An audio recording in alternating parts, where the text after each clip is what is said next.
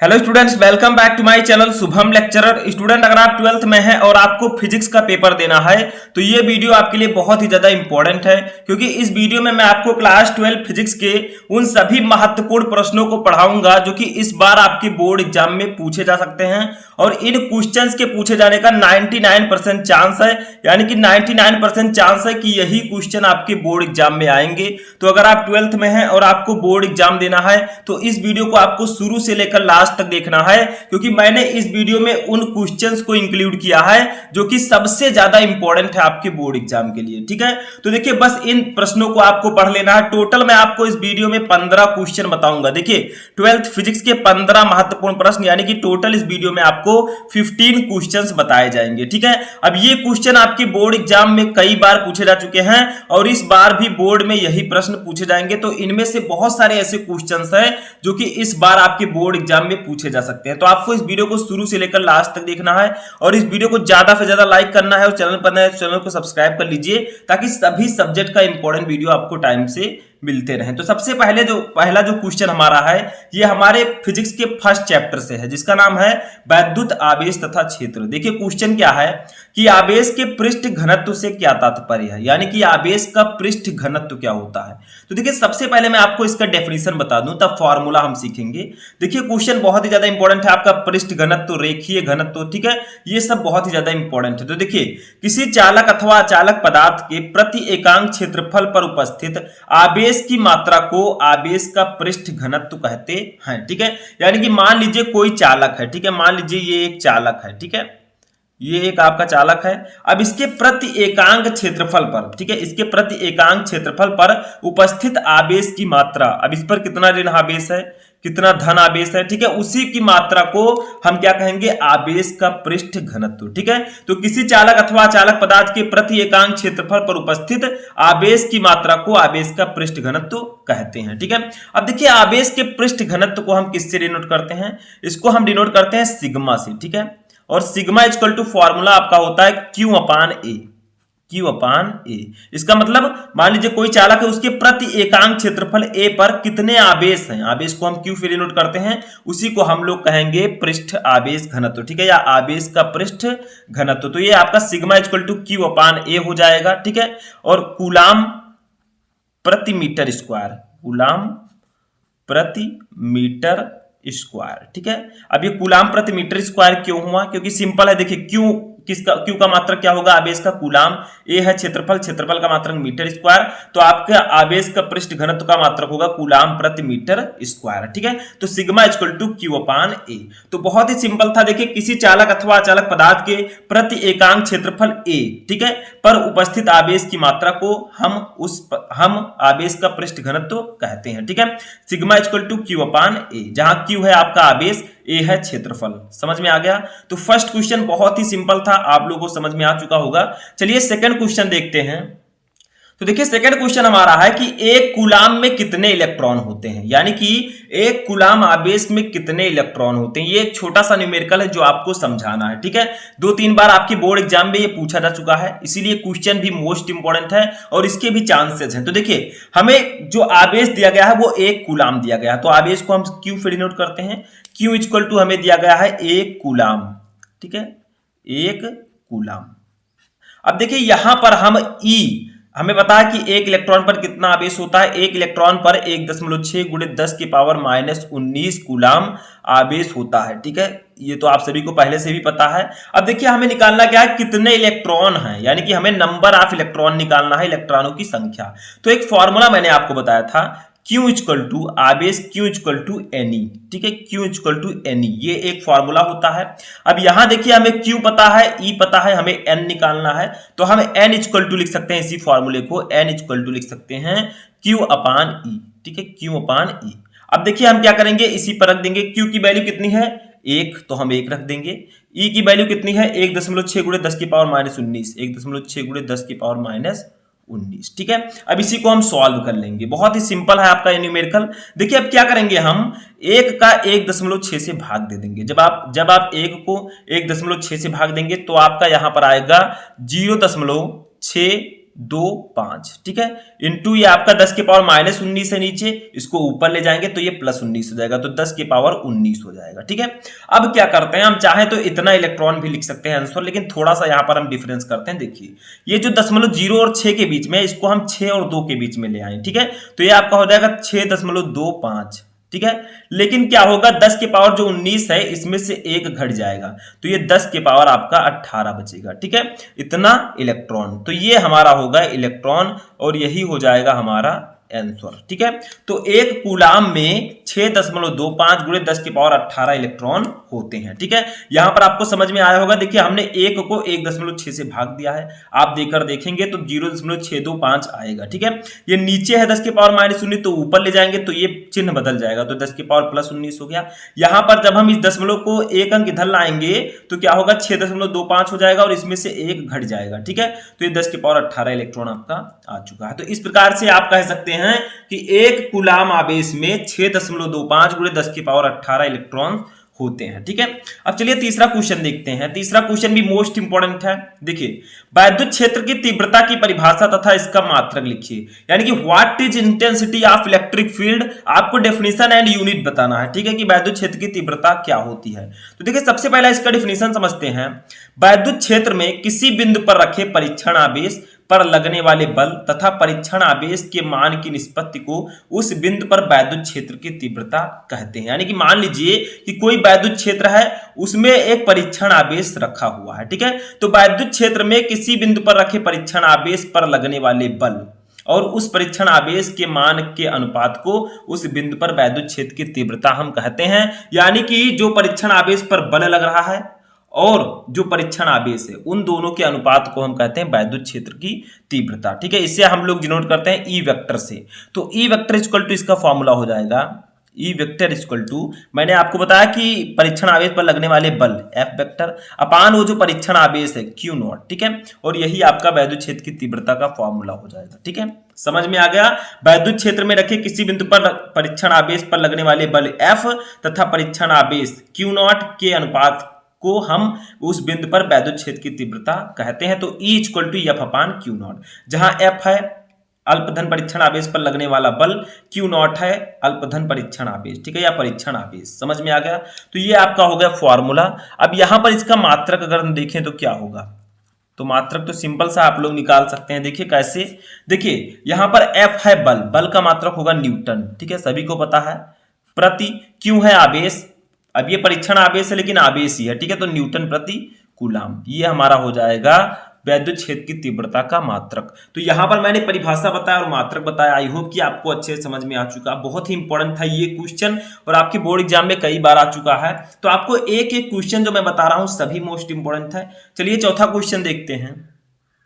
अब देखिए जो चौथा क्वेश्चन है ये भी एक न्यूमेरिकल है, जो कि विद्युत द्विध्रुव आघूर्ण का न्यूमेरिकल है, ठीक है।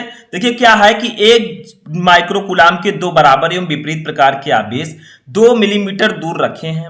इस विद्युत द्विध्रुव का द्विध्रुव आघूर्ण ज्ञात कीजिए। देखिए ये विद्युत द्विध्रुव आघूर्ण से रिलेटेड एक न्यूमेरिकल है, उसके फॉर्मूले से रिलेटेड, ठीक है। तो हमें देखिए यहां पर दिया है क्यू की वैल्यू, Q इक्वल टू हमें दिया गया है 1 माइक्रोकूलाम, ठीक है। तो 1 माइक्रोकूलाम हम यहां पर लिखेंगे 1 माइक्रोकूलाम। सबसे पहले इसको कूलाम में कन्वर्ट करेंगे तो ये हो जाएगा 1 गुणे 10 के पावर -6 कूलाम, ठीक है। समझ में आ रहा है, कोई दिक्कत नहीं होना चाहिए। अब देखिए इसी को हम लिख सकते हैं 1 गुणे 10 के पावर -6 को, देखिए 10 के पावर -6 का 1 से गुणा होगा तो इसी को हम लिख सकते हैं 10 के पावर -6 कूलाम। तो अगर आप लोग 1 माइक्रोकूलाम को कूलाम में कन्वर्ट करेंगे तो आपका हो जाएगा 10 की पावर -6 कूलाम, ठीक है।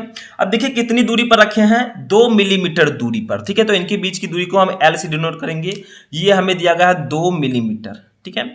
जब इसको हम मीटर में कन्वर्ट करेंगे तो देखिए अगर आपको मिलीमीटर को मीटर में कन्वर्ट करना है तो 1000 से आपको भाग देना होगा, ठीक है। तो 2/1000 हो जाएगा, तो ये हो जाएगा 2/10 के पावर 3, इसको हम लिख सकते हैं, ठीक है। अब ये हो जाएगा 2 गुणे 10 के पावर, नीचे 3 है प्लस में, ऊपर जाएगा तो -3 मीटर, ठीक है। तो मीटर में हम इस प्रकार से इसको कन्वर्ट कर सकते हैं।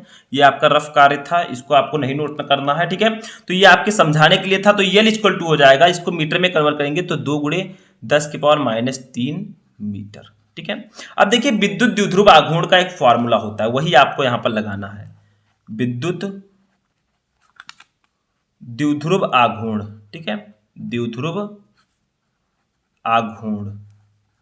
इसको हम लोग डिनोट करते हैं किससे? इसको हम लोग डिनोट करते हैं P से, ठीक है, स्मॉल p। तो P इक्वल टू आपका हो जाएगा, एक फॉर्मूला होता है Q इंटू 2L, ठीक है, ये आपका फॉर्मूला होता है। अब इसी पर हम वैल्यू रख देंगे तो देखिए हमारा हो जाएगा, Q की वैल्यू कितनी है? Q की वैल्यू है हमारा 10 की पावर -6, तो ऐसे रख देंगे, इंटू ये 2 है, 2 ऐसे रहेगा, इंटू L की वैल्यू कितनी है? 2 गुणे 10 की पावर -3, ठीक है, बस ये हमारा हो गया। अब इसी को सॉल्व कर लेंगे तो देखिए 2 का 2 से गुणा होगा 4 हो जाएगा, गुणे ये 10 के पावर -6 है, 10 के पावर -3 है, तो दोनों जुड़ जाएंगे क्योंकि माइनस माइनस प्लस होता है, 6 3 9 जुड़ तो जाएंगे लेकिन चिन्ह माइनस का ही रहेगा, तो 10 के पावर -9 और इसका मात्रक होगा कूलाम मीटर, ठीक है, कूलाम मीटर। कूलाम मीटर क्यों होगा? देखिए यहां पर क्यू आवेश है, आवेश का मात्रक कूलाम, एल है दूरी, दूरी का मात्रक मीटर, तो ये कूलाम मीटर आपका मात्रक हो जाएगा। तो हमारी जो वैल्यू आ जाएगी, जो आंसर हमारा आएगा वो आएगा P इक्वल टू 4 गुणे 10 की पावर -9 कूलाम मीटर, ठीक है। तो आपको ये फॉर्मूला याद रखना है जो मैंने फॉर्मूला बताया, P equal to Q into 2L। इससे आप विद्युत द्विध्रुव आघूर्ण की गणना कर सकते हैं, ठीक है। चलिए पांचवा क्वेश्चन देखते हैं। देखिए पांचवा क्वेश्चन है, गॉस की प्रमेय क्या है, यानी कि गॉस ने जो प्रमेय दिया था वो क्या है, ठीक है, आपको सिंपल बताना है। तो देखिए किसी बंद वक्र पृष्ठ, किसी बंद पृष्ठ से गुजरने वाला वैद्युत फ्लक्स उस पृष्ठ द्वारा परिबद्ध कुल आवेश का 1/ε0 गुना होता है, ठीक है। यानी कि किसी बंद पृष्ठ से गुजरने वाला वैद्युत फ्लक्स उस पृष्ठ द्वारा परिबद्ध कुल आवेश का 1/ε0 गुना होता है, ठीक है। तो इसका फॉर्मूला क्या होगा? देखिए विद्युत फ्लक्स को हम लोग डिनोट करते हैं फाई से, फाई इक्वल टू क्या हो जाएगा? देखिए किसी बंद पृष्ठ से गुजरने वाला वैद्युत फ्लक्स फाई ई, ठीक है, उस पृष्ठ द्वारा परिबद्ध कुल आवेश, कुल आवेश को हम लोग डिनोट करेंगे क्यू से, ठीक है, इंटू का कुल आवेश का 1/ε0 गुना होता है, तो 1/ε0 हम कर देंगे, ठीक है। यही है गॉस का प्रमेय, ठीक है। तो फाई ई इक्वल टू हमारा हो जाएगा कितना? Q/ε0, ठीक है। बस यही हमारे गॉस के प्रमेय का फॉर्मूला है, ठीक है। और भी फॉर्मूले हैं, चाहे हम इसको इस प्रकार से भी लिख सकते हैं। देखिए ये साइड में मैं बता दे रहा हूं, इसको भी आप लोग याद रखिएगा, पूछा जाता है, ठीक है। ये आपका close integration E vector dot d A vector equal to Q/ε0, ठीक है। ये फॉर्मूला भी आपका होता है किसका? गॉस का प्रमेय का, ठीक है। इस प्रकार से भी आप लिख सकते हैं। यहां पर देखिए क्लोज इंटीग्रेशन यानी कि बंद पृष्ठ है, ई है आपका विद्युत क्षेत्र की तीव्रता, डी है क्षेत्रफल सदिश, ठीक है। तो चाहे आप इस प्रकार से लिखिए चाहे इस प्रकार से, दोनों आपका राइट है, ठीक है। दो तरह से इसे हम लिखते हैं, समझ में आ गया। चलिए 6 नंबर क्वेश्चन देखते हैं। तो देखिए 6 नंबर क्वेश्चन हमारा है हमारे सेकंड चैप्टर से, स्थिर विद्युत विभव तथा धारिता से, ठीक है। देखिए क्वेश्चन क्या है कि वैद्युत विभव की परिभाषा दीजिए तथा इसकी बीमा लिखिए, यानी कि व्हाट इज इलेक्ट्रिक पोटेंशियल, इसका आपको डेफिनेशन एंड डायमेंशन बताना है, ठीक है। तो वैद्युत विभव क्या होता है, सबसे पहले इसका डेफिनेशन समझते हैं, बहुत ही इंपॉर्टेंट क्वेश्चन है। देखिए वैद्युत क्षेत्र में किसी बिंदु पर वैद्युत विभव V परीक्षण आवेश प्लस Q0 को अनंत से उस बिंदु तक लाने में किए गए कार्य W तथा परीक्षण आवेश के मान की निष्पत्ति के बराबर होता है। यानी कि वैद्युत क्षेत्र में किसी बिंदु पर वैद्युत विभव V, वैद्युत विभव को हम B से डिनोट करते हैं, ठीक है। ये परीक्षण आवेश प्लस Q0 को अनंत से उस बिंदु तक लाने में किए गए कार्य W तथा परीक्षण आवेश के मान के अनुपात के बराबर होता है। निष्पत्ति का मतलब उसके अनुपात के बराबर होता है, यानी कि W/Q0 इक्वल टू V, ठीक है। तो ये आपका फॉर्मूला हो जाएगा। तो हम अतः यहां पर लिख सकते हैं वैद्युत विभव इक्वल टू, ठीक है, वैद्युत विभव को हम लोग डिनोट करते हैं V से, ठीक है। तो V इक्वल टू हम क्या लिख सकते हैं? W/Q0, ठीक है, W/Q0। ये आपका फॉर्मूला हो जाएगा विद्युत विभव का, क्योंकि मैंने आपको बताया कि वैद्युत क्षेत्र में किसी बिंदु पर वैद्युत विभव परीक्षण आवेश को अनंत से उस बिंदु तक लाने में किए गए कार्य W तथा परीक्षण आवेश Q0 के मान की निष्पत्ति के बराबर होता है, के अनुपात के बराबर होता है। तो B इक्वल टू W/Q0 ये आपका हो जाएगा, ठीक है। अब मात्रक तो सिंपल है, आप लोग समझ सकते हैं मात्रक इसका क्या होगा। तो देखिए यहां पर हम हेडिंग डालेंगे मात्रक। मात्रक क्या होगा? देखिए W है कार्य, कार्य का मतलब जूल, ठीक है, प्रति Q है आवेश, आवेश का मात्रक कूलाम, ठीक है। तो जूल प्रति कूलाम इसका मात्रक हो जाएगा। इसकी बीमा भी मैं बता देता हूं यहां पर, ठीक है, आप लोग याद रखिएगा बीमा, ठीक है। बीमा इसका क्या होगा? इसका विद्युत विभव का बीमा होता है ML2, टी के पावर -3 ए के पावर -1, ठीक है। ये होता है विद्युत विभव की विमा, ठीक है। तो समझ में आया विद्युत विभव क्या होता है। तो विद्युत विभव का फार्मूला होगा V = W/Q0, इसका मात्रक होगा जूल प्रति कूलाम, या वोल्ट भी हम लिख सकते हैं, इसके मात्रक को हम वोल्ट भी लिखते हैं, ठीक है, वोल्ट। ये तो आपने नाम सुना होगा। विमा इसका mL2 टी के पावर -3 ए के पावर -1, ठीक है। समझ में आया। चलिए 7 नंबर क्वेश्चन देखते हैं। देखिए हमारा 7 नंबर क्वेश्चन है कि इलेक्ट्रॉन वोल्ट की परिभाषा लिखिए। What is electron volt EV, ठीक है, इसकी परिभाषा आपको बतानी है। तो देखिए इलेक्ट्रॉन वोल्ट क्या होता है।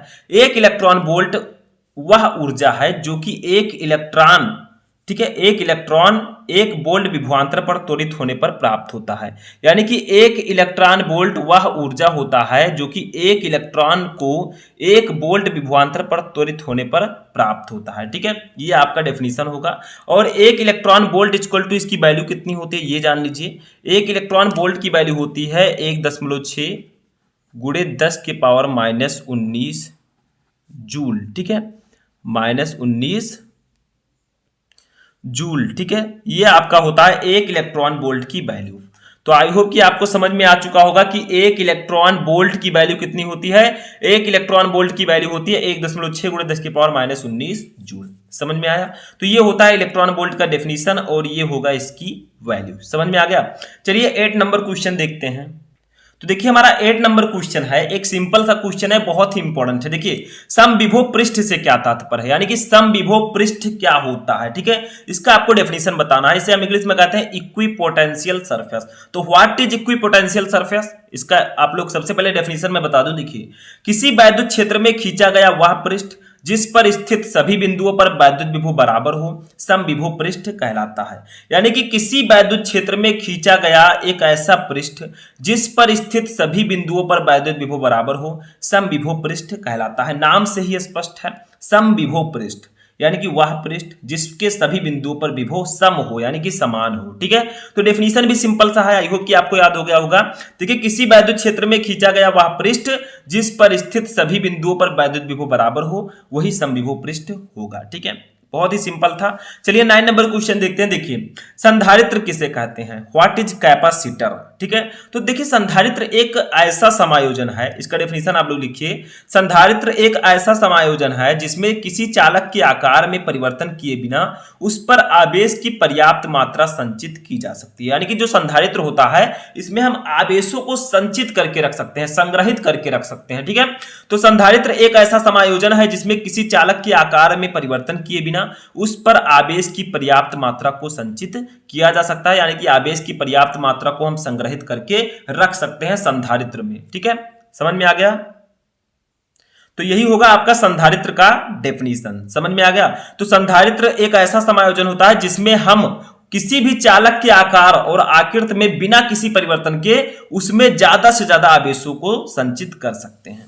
ऐसे 10 नंबर देखिए इसी से रिलेटेड है, संधारित्र की धारिता की परिभाषा दीजिए। देखिए इससे रिलेटेड न्यूमेरिकल भी आपसे पूछे जाते हैं कि संधारित्र की धारिता जो फॉर्मूला है उससे, ठीक है। तो संधारित्र की धारिता की परिभाषा क्या होगी, सबसे पहले हम उसको देखेंगे फिर उसका फॉर्मूला भी देखेंगे। देखिए संधारित्र की धारिता क्या होती है, किसी संधारित्र की धारिता उसकी एक प्लेट को दिए गए आवेश तथा दोनों प्लेटों के बीच उत्पन्न विभवांतर के अनुपात के बराबर होती है। यानी कि जो आपका संधारित्र होता है इसमें 2 प्लेटें होती हैं, आप सभी को पता है, एक ये और एक ये, ठीक है। अब देखिए संधारित्र की धारिता क्या होती है, किसी संधारित्र की धारिता उसकी एक प्लेट को दिए गए आवेश, यानी कि इसकी एक प्लेट को हम कितना आवेश दे रहे हैं, इस आवेश तथा दोनों प्लेटों के बीच उत्पन्न विभवांतर, और इन दोनों प्लेटों के बीच कितना विभवांतर उत्पन्न हो रहा है इन दोनों के अनुपात के बराबर होता है। तो हम यहां पर लिख सकते हैं कि संधारित्र की धारिता, देखिए संधारित्र की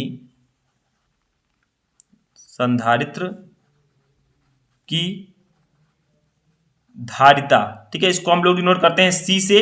C इक्वल टू आपका हो जाएगा, देखिए क्या कहा गया है, उसकी एक प्लेट को दिए गए आवेश Q तथा दोनों प्लेटों के बीच उत्पन्न विभवांतर V के अनुपात के बराबर होती है संधारित्र की धारिता। तो ये आपका फॉर्मूला हो जाएगा C equal to Q/V। C क्या है, ये संधारित्र की धारिता को हम C से डिनोट करते हैं, ठीक है। तो C इक्वल टू Q/V। अब सिंपल है इसका मात्रक, अगर आपसे पूछा जाए तो आप क्या लिखेंगे, बहुत ही सिंपल है। देखिए Q है आवेश, आवेश का मात्रक कूलाम, ठीक है, V है विभवांतर, विभवांतर का मात्रक वोल्ट, तो ये हो जाएगा कूलाम प्रति वोल्ट, या हम इसको फैरड भी लिखते हैं, यानी कि धारिता का मात्रक हम फैरड भी लिखते हैं, तो ये हो जाएगा मात्रक कूलाम प्रति वोल्ट और फैरड। ठीक है, C = Q/V। समझ में आ गया 8वां 10वां क्वेश्चन। चलिए अपना 11 नंबर क्वेश्चन देखते हैं। देखिए हमारा 11 नंबर क्वेश्चन है कि संधारित्र में परावैद्युत के उपयोग से धारिता क्यों बढ़ जाती है, यानी कि अगर हम संधारित्र की प्लेटों के बीच परावैद्युत पदार्थ रख दें तो उसकी धारिता क्यों बढ़ जाती है। देखिए मान लीजिए संधारित्र है, ठीक है, ये देखिए ये आपकी संधारित्र की दो प्लेटें हैं। अब इनकी प्लेटों के बीच हम क्या करें, परावैद्युत पदार्थ रख दें तो इनकी धारिता बढ़ क्यों जाती है। तो देखिए ये आपका मान लीजिए परावैद्युत पदार्थ है, ठीक है, अब हमने दोनों संधारित्र की प्लेटों के बीच परावैद्युत पदार्थ रख दिया तो इसकी जो धारिता C है वो बढ़ क्यों जाती है। तो देखिए एक सिंपल सा रीजन है, संधारित्र की प्लेटों के बीच परावैद्युत पदार्थ भरने से इसके अंदर प्लेटों के बीच उपस्थित वैद्युत क्षेत्र के विपरीत दिशा में एक आंतरिक वैद्युत क्षेत्र उत्पन्न हो जाता है, जो इसकी सतह पर प्लेटों के विपरीत आवेश के प्रेरित होने से उत्पन्न होता है। अतः प्लेटों के बीच विभवांतर घट जाता है, जिसके फलस्वरूप धारिता बढ़ जाती है। यानी कि क्या होता है कि संधारित्र की प्लेटों के बीच परावैद्युत पदार्थ रखने से, मान लीजिए ये संधारित्र की दोनों प्लेटें हैं, इनके बीच हमने परावैद्युत पदार्थ रख दिया है, ठीक है, तो परावैद्युत पदार्थ रखने से क्या होता है,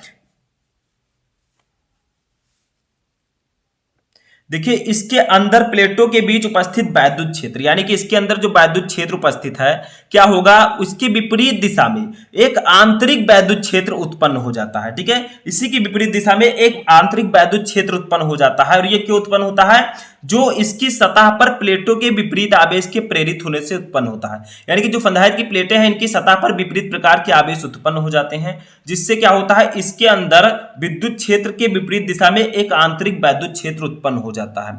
इसके कारण प्लेटों के बीच विभवांतर घट जाता है और जिसके परिणाम स्वरूप धारिता बढ़ जाती है, क्योंकि आपको पता है कि C = Q/V होता है। तो देखिए C जो है वो इनवर्सली प्रोपोर्शनल टू है V के, यानी कि व्युत्क्रमानुपाती है। तो अगर यहाँ पर विभवांतर घटेगा तो धारिता बढ़ेगी, धारिता घटेगी तो विभवांतर बढ़ेगा, यानी कि ये व्युत्क्रम है। ठीक है, तो यहाँ पर विभवांतर घट जाता है जिसके परिणाम स्वरूप धारिता बढ़ जाती है। समझ में आ गया। तो यही कारण है कि संधारित्र की प्लेटों के बीच परावैद्युत पदार्थ रखने से उनकी धारिता बढ़ जाती है। ठीक है, तो चलिए 12 नंबर क्वेश्चन देखते हैं। तो देखिए 12 नंबर जो हमारा क्वेश्चन है ये एक न्यूमेरिकल है इसी चैप्टर का।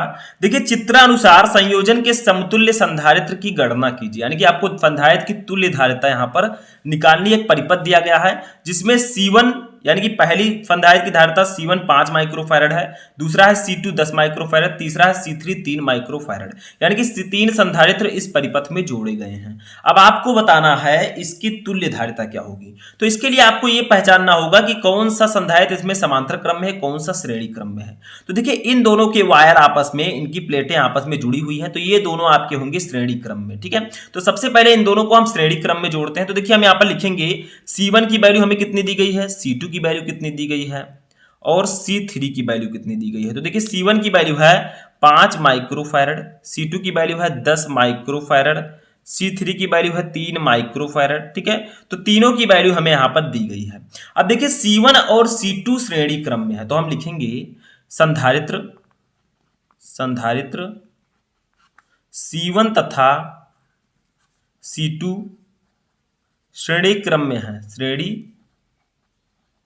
क्रम में जुड़े हैं। ठीक है, तो जो C1 और C2 है श्रेणी क्रम में जुड़े हुए हैं। तो श्रेणी क्रम में संधारित्र की धारिता का फॉर्मूला होता है 1/C = 1/C1 + 1/C2, 1/C1 + 1/C2। ठीक है, ये फॉर्मूला होता है संधारित्र की धारिता का, श्रेणी क्रम में अगर जुड़ा हो। ठीक है, तो यहां पर हम वैल्यू रखेंगे, तो 1/C = हो जाएगा 1/C1 की वैल्यू है 5 प्लस 1/C2 की वैल्यू है 10। ठीक है, इसको सॉल्व करेंगे तो 10 और 5 का एलसीएम हो जाएगा 10, 5 दूनी 10, 2 कम 2 हो जाएगा, प्लस ये हो जाएगा 10 कम 1 हो जाएगा। ठीक है, तो ये आपका टोटल यहां पर आएगा 1/C = 2 1 3/10। ठीक है, 3/10। तो यहां पर हम क्या करेंगे, चाहे तो कैंची गुणा कर सकते हैं, चाहे तो हम C को ऊपर ले जाएंगे। ठीक है, 1 नीचे आ जाएगा तो यहां पर 10 भी ऊपर जाएगा, 3 नीचे आ जाएगा। ठीक है, ये आपका वही कंडीशन है, चाहे आप कैंची गुणा करें, इसको कट करेंगे तो आपका कितना आ जाएगा 3.33। ठीक है, कितना आएगा 3.33। तो यहां पर हम लिख सकते हैं C = 3.33 माइक्रोफैरड। तो ये हमारा आ गया 3.33 माइक्रोफैरड। ठीक है, यानी कि हमने C1 और C2 को, देखिए यहाँ पर C1 और C2 को श्रेणी क्रम में जोड़ा तो 3.33 माइक्रोफैरड आया। अब जो हमारा 3.33 माइक्रोफैरड आया है वो, और जो C3 है आपका, ये है आपका किस क्रम में, समांतर क्रम में। तो हम लोग यहाँ पर लिखेंगे, ठीक है, जो हमारा C आया है ये C, तथा जो C3 है, ठीक है, C3 संधारित्र समांतर क्रम में जुड़े हैं। ठीक है, समांतर क्रम में जुड़े हैं। ठीक है, तो अब यहां पर हम फॉर्मूला लगाएंगे, अप्लाई करेंगे। तो देखिए यहां पर फॉर्मूला हो जाएगा C डैश, मान लेते हैं हम इसको, C dash equal to C plus C3। देखिए समांतर क्रम में संधारित्र की धारिता का फॉर्मूला होता है C equal to C1 plus C2 plus C3। ठीक है, यानी कि एक क्रम में इस प्रकार से। तो यहां पर आपका C मैंने पहले मान लिया था तो इसको C डैश मैंने मान लिया। देखिए यहां पर आपका C और C3 समांतर क्रम में है तो C और C3 को हमें जोड़ देना है। ठीक है, तो ये हमारा जो तुल्य धारिता यहां पर आ जाएगी वो कितनी आ जाएगी, तो देखिए C डैश इक्वल टू आपका हो जाएगा, C हमने निकाला है देखिए 3.33। ठीक है, तो 3.33 हो जाएगा, प्लस C3 की वैल्यू ऊपर है 3। तो ये हमारी जो तुल्य धारिता आ जाएगी वो कितनी आ जाएगी, दोनों को हम जोड़ देंगे तो C डैश इक्वल टू आ जाएगा 6.33 माइक्रोफैरड। ठीक है, ये हमारी आ जाएगी तुल्य धारिता। बस यही हमारा आंसर हो जाएगा। तो समझ में आया, आपको जो चित्र दिया गया था इसमें C1 और C2 श्रेणी क्रम में था, हमने उसे श्रेणी क्रम में जोड़ा, तब हमारा आया 3.33। अब जो 3.33 आया उसको ये और C3 जो है आपके समांतर क्रम में थे, ये हमारा C इक्वल टू आया था इतना माइक्रोफैरड, तो ये और ये आपका समांतर क्रम में था, मैंने समांतर क्रम का फॉर्मूला लगाया और हमारा फाइनली जो आंसर आया वो आ गया 6.33 माइक्रोफैरड। ठीक है, तो ये आपका आंसर हो गया। समझ में आया। चलिए 13 नंबर क्वेश्चन देखते हैं।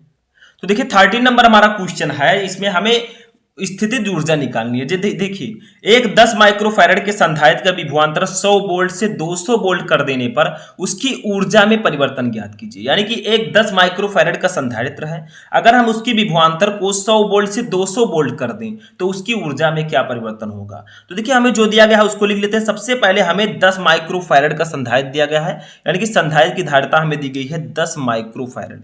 ठीक है, ये हमें दिया गया। उसके बाद में देखिए विभवांतर हमें दिया गया 100 वोल्ट से 200 वोल्ट हमने किया है। ठीक है, तो यहां पर हम इसको B1 और B2 करके लिखेंगे। तो B1 कितना था, हमने 100 वोल्ट से 200 वोल्ट किया तो 100 वोल्ट आपका है B1, यानी कि पहला विभव। ठीक है, उसके बाद में B2 क्या है, हमने 100 से 200 किया है तो ये आपका हो जाएगा B2 है 200 वोल्ट। ठीक है, ये हमारा हो गया। अब देखिए उसकी ऊर्जा में परिवर्तन आपको निकालना है, यानी कि हमें डेल यू निकालना है, ऊर्जा में परिवर्तन। ठीक है, तो इसका एक फॉर्मूला होता है, यहां पर हम लगाएंगे डेल यू इक्वल टू हो जाएगा 1/1/2 C और V2 minus B1 square, V2 square minus V1 square, ये आपका फॉर्मूला हो जाएगा। देखिए वैसे सिंपली तो फॉर्मूला होता है U equal to 1/2 CB square, लेकिन यहां पर 100 वोल्ट से 200 वोल्ट हमने विभवांतर किया है तो V2 square minus B1 square कर देंगे, तब हमारी ऊर्जा में परिवर्तन निकल आएगा। ठीक है, तो यहां से अब हम सॉल्व करते हैं। डेल U इक्वल टू आपका हो जाएगा 1/2। अब देखिए C की वैल्यू कितनी है, C की वैल्यू हमारी है 10 माइक्रोफैरड। अब इसको हम फैरड में पहले कन्वर्ट करेंगे। देखिए चलिए ऊपर चलते हैं, इसको सबसे पहले हम फैरड में कन्वर्ट करते हैं। ठीक है, तो इसको जब फैरड में कन्वर्ट करेंगे तो 10 × 10⁻⁻6 फैरड हो जाएगा ये।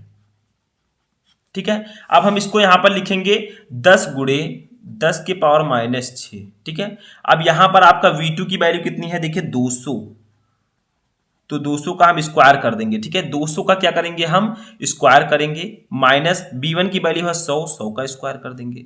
अब ऐसे ही हम लगा देते हैं। चलिए ठीक है, डेल यू आपका हो जाएगा, देखिए ये कट जाएगा, 10 2 से कट जाएगा तो 5 बचेगा, तो ये हो जाएगा 5 × 10⁻⁻6 इंटू, ये देखिए 200 का स्क्वायर हमने कर दिया, 200 का स्क्वायर करेंगे तो हमारा आ जाएगा, चलिए कर देते हैं 40,000 इंटू माइनस 100 का स्क्वायर करेंगे तो ये 10,000 आ जाएगा। चलिए इसी प्रकार से सॉल्व कर लेते हैं। ठीक है, किसी प्रकार से आपको करना है तो डेल यू इक्वल टू हो जाएगा 5 × 10⁻⁻6 इंटू, ठीक है, ये आपका हो जाएगा 40,000 में से 10,000 जाएगा तो ये 30,000 बचेगा। ठीक है, अब देखिए हम क्या करेंगे, थोड़ा सा यहाँ पर आपको समझना है, del U equal to 5 × 10⁻⁻6 into, इसको हम लिख सकते हैं 3 × 10⁻4। ठीक है, देखिए लिख सकते हैं कितना जीरो है, 4 जीरो है, तो हम 3 × 10⁻4 लिखेंगे। डेल यू इक्वल टू आपका हो जाएगा 5 ते 15, ठीक है। इसका गुणा होगा तो 15 गुणे 10 की पावर -6, 10 की पावर 4 है, तो 6 में से 4 जाएगा तो 10 की पावर -2 बचेगा, ठीक है। हम चाहे तो इतना ही आंसर लिख सकते हैं जूल में, ठीक है, लेकिन अभी हम और सॉल्व कर सकते हैं इसको। देखिए कैसे, तो हम करेंगे डेल यू इक्वल टू 15/10, ये 10 की पावर -2 है, इसको नीचे ले जाएंगे तो 10 की पावर 2 हो जाएगा, ठीक है। अब इसको हम लिख सकते हैं 15/100 लिख सकते हैं 10 की पावर 2 को। अब इसको जब हम भाग देंगे तो हमारा आ जाएगा 0.15, तो हम लिखेंगे del U equal to 0.15 joule, ठीक है। यही हमारा आंसर आ जाएगा, ये हमारी ऊर्जा में परिवर्तन आ जाएगा, ठीक है। समझ में आ गया, तो आपको फॉर्मूला याद रखना है, सिर्फ आपका सब कुछ आसानी से लग जाएगा न्यूमेरिकल। तो चलिए हम अपना 14 नंबर क्वेश्चन देखते हैं। तो देखिए 14 नंबर हमारा क्वेश्चन है कि विशिष्ट चालकता के लिए सूत्र एवं मात्रक लिखिए। यानी कि विशिष्ट चालकता क्या होती है, स्पेसिफिक कंडक्टेंस। देखिए किसी चालक के पदार्थ की विशिष्ट प्रतिरोध के व्युत्क्रम को उस पदार्थ की विशिष्ट चालकता कहते हैं। यानी कि विशिष्ट प्रतिरोध के व्युत्क्रम को हम विशिष्ट चालकता कहते हैं, इसे सिग्मा से प्रदर्शित करते हैं, ठीक है। और सिग्मा इक्वल टू फॉर्मूला होता है, सिग्मा इक्वल टू होता है 1/ρ, ठीक है। ये होता है आपका विशिष्ट चालकता का फॉर्मूला। सिग्मा आपका है विशिष्ट चालकता, यहां पर रो क्या है, रो है विशिष्ट प्रतिरोध, विशिष्ट प्रतिरोध, ठीक है। ये आपका है विशिष्ट प्रतिरोध, समझ में आया। तो ये फॉर्मूला होता है विशिष्ट चालकता का। विशिष्ट प्रतिरोध के व्युत्क्रम को हम विशिष्ट चालकता कहते हैं। इसका मात्रक अगर देखा जाए तो मात्रक क्या होगा, मात्रक, ठीक है। तो इसका मात्रक हो जाएगा मोहोमीटर इनवर्स, मोहोमीटर इनवर्स, ठीक है। तो समझ में आया, विशिष्ट प्रतिरोध के व्युत्क्रम को हम विशिष्ट चालकता कहते हैं, इसको सिग्मा से डिनोट करते हैं। सिग्मा इक्वल टू 1/ρ, रो है आपका विशिष्ट प्रतिरोध और इसका मात्रक होगा आपका विशिष्ट चालकता का मोहोमीटर इनवर्स, ठीक है। समझ में आया। आई होप कि आपको 14 क्वेश्चन समझ में आ चुका होगा। अब हम देखेंगे अपना लास्ट क्वेश्चन 15 नंबर। देखिए विशिष्ट प्रतिरोध का मात्रक एवं बीमा लिखिए। देखिए हमने अभी विशिष्ट चालकता आपको बताया, तो यहां पर आपको विशिष्ट प्रतिरोध का मात्रक एवं बीमा पूछा जा रहा है। तो पहले थोड़ा सा मैं आपको समझा दूं। देखिए विशिष्ट प्रतिरोध का मात्रक क्या होता है और इसकी बीमा क्या होती है, ठीक है। तो इसके लिए सिंपली आपको क्या करना है, इसका फॉर्मूला होता है विशिष्ट प्रतिरोध को हम डिनोट करते हैं किससे, रो से, ठीक है, रो से। रो इक्वल टू फॉर्मूला होता है RA/L, RA/L, ठीक है। ये आपका फॉर्मूला होता है।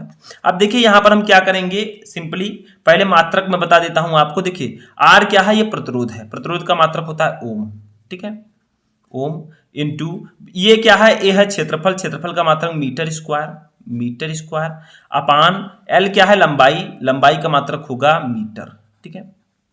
तो देखिए मीटर स्क्वायर है, ये मीटर है, ये आपका कट जाएगा, बचेगा क्या, तो यहां पर हम लिख सकते हैं रो का मात्रक क्या होता है, रो का मात्रक, ठीक है, क्या होगा। देखिए ओम मीटर बचा तो हमारा ओम मीटर यहां पर इसका मात्रक हो जाएगा, ओम मीटर। देखिए आपको इस प्रकार से लगाना नहीं है, आपसे अगर पूछा जाए थोड़ा सा तो आपको ऐसे दे देना है जवाब, या इसको हम लिख सकते हैं ओम सेंटीमीटर, छोटे इकाई में ओम सेंटीमीटर भी लिख सकते हैं, ठीक है। समझ में आया। इसकी बीमा अगर बात किया जाए तो बीमा भी मैं बता देता हूं। तो यहां पर बीमा आप लोग हेडिंग डाल लीजिएगा, दोनों आप लोग ऐसे, ठीक है। तो बीमा इसकी होती है ml3t⁻³ ml3t⁻³ a⁻², ठीक है। ये आपका विशिष्ट प्रतिरोध का बीमा होता है। तो विशिष्ट प्रतिरोध का मात्रक होगा ओम मीटर या ओम सेंटीमीटर, मैंने यहां पर प्रूफ भी दिखाया। आर है प्रतिरोध, प्रतिरोध का मात्रक ओम, ए है क्षेत्रफल, क्षेत्रफल का मात्रक मीटर स्क्वायर, एल है लंबाई, लंबाई का मात्रक मीटर। तो मीटर स्क्वायर है यानी कि यहाँ पर 2 मीटर है, एक मैंने काट दिया ऊपर नीचे, आपका बचा ओम मीटर, यही मात्रक हो जाएगा, ठीक है। बीमा भी समझ में आ चुका होगा। तो यहाँ पर मैंने आपको 12th फिजिक्स के 15 मोस्ट इंपोर्टेंट क्वेश्चन बताए, इसमें आपको मैंने न्यूमेरिकल भी बताया। आई होप कि आपको सभी क्वेश्चन अच्छे समझ में आ चुके होंगे। कैसा लगा आपको वीडियो कमेंट बॉक्स में बताएं। हम मिलेंगे नेक्स्ट वीडियो में नेक्स्ट टॉपिक के साथ, तब तक आप लोग अपनी तैयारी करते रहें और किसी भी टॉपिक में क्वेरी है तो कमेंट करके बताएं।